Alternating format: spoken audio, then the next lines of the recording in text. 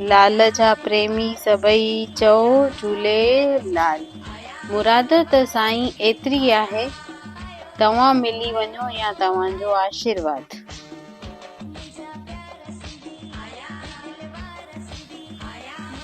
चोटीहें सवाल जो सही जवाब आहे बी।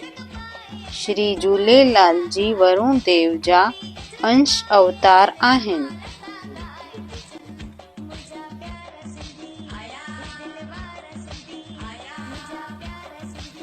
सवाल 25 भगवान झूलेलाल जो मुंडन संस्कार कहिड़ी जगह ते थियो हो? ए दरिया ते, बी घर में, सी दरगाह ते, डी गुरुद्वारे में।